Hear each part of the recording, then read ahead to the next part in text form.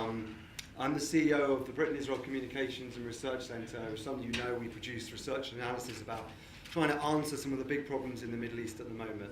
I think what we're going to do is talk for about half an hour, 40 minutes, and then we'll have a chance to take some questions. So Asha, I wanted to start off with a simple question. And I say simple because I think one of the brilliant things about Professor Sousa is he is able to take the incredible complexity of the Middle East and with his kind of ingenious manner, he makes it sound simple. So I say a simple question. Islamic State, ISIS. We were looking here in the UK at what is going on in Syria and Iraq, and it's incredible how we've got to this point.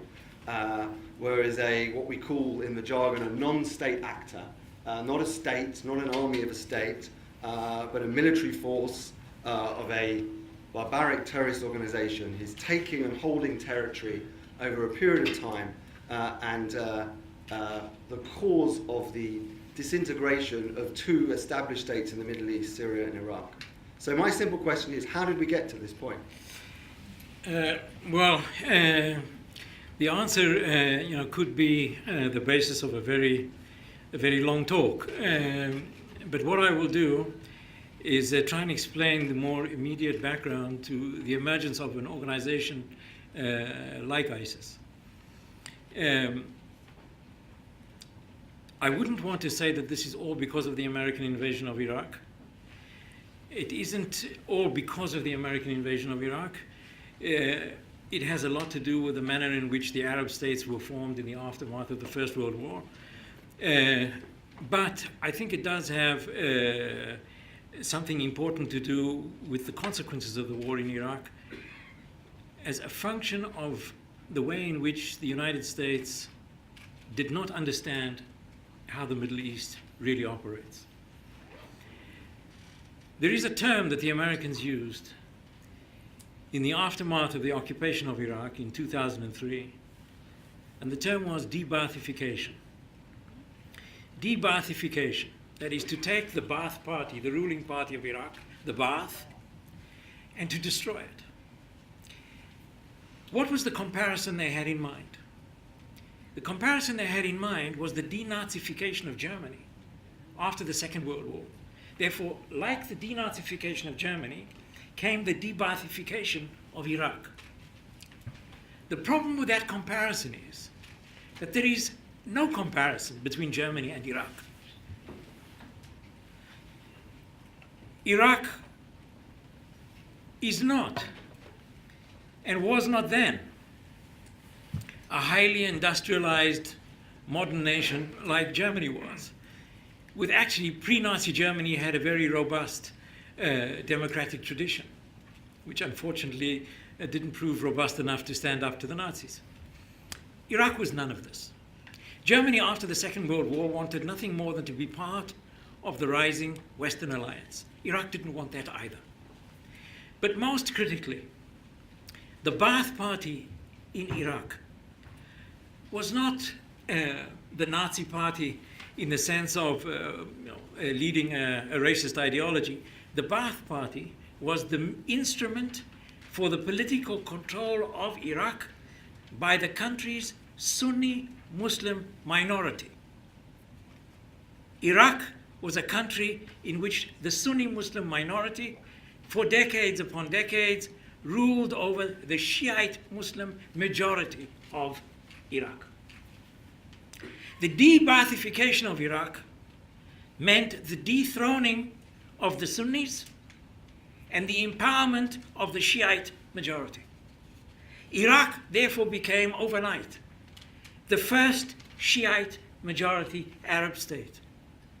There are no other Arab states ruled by the Shiites. Iraq became the first one. If you look at the map, Iraq is the neighbor of Shiite Iran. Once Iraq became a Shiite-dominated state, it became the linchpin of Iranian regional domination, with the creation of what King Abdullah of Jordan called the Shiite Crescent, from Iran to Iraq to the Alawis in Syria to Hezbollah, the Shiites in Lebanon, creating this arc of Iranian influence from Iran to the Mediterranean, the likes of which has never existed at any time in the modern era. The Sunnis in Iraq retaliated by creating Al-Qaeda in Iraq. Al-Qaeda, that is Sunni Islamic radicalism, to fight the revival of Shiite Iranian domination. When the civil war in Syria began in 2011, Al-Qaeda in Iraq became the Islamic State in Iraq and Syria, ISIS. That's where it comes from. It is the desire of the defeated Sunnis to try and push back Iranian Shiite strategic advance. And just to make one point clear, I'm not blaming the Americans for this entirely, because the decline of the Sunni Arab states began long before this. And essentially, the decline of the Arabs is something that we can speak about going back for a number of decades. And essentially, ISIS is a representation of an attempt to set back or to arrest this decline of the Sunni Arabs. It's not solely a result of 2003. But the Americans in Iraq did, like the bull in the china shop, upset things in a radical fashion, in a very rapid way, and enhance this effort by the Sunnis to retrieve some of their lost ground. And that is the background to ISIS, an effort by the Sunni Arabs to arrest this advance of Iran and the Shiites. So what you find is also a variety of contradictions that the Americans are finding difficult to handle. They're against ISIS. But Iran is also against ISIS, because ISIS is against Iran. So the Americans, by fighting ISIS, are fighting with Iran. And you will see in many operations against ISIS, essentially the US and Iran and Shiite militias in Iraq are all collaborating. So the Americans are against ISIS. They're also against Iran, but in waging their campaign against ISIS, they're essentially supporting Iran. By bombing ISIS in Syria, they are supporting Assad, who Obama said must step down. So the Americans have to ask themselves, what comes first? Values or interests?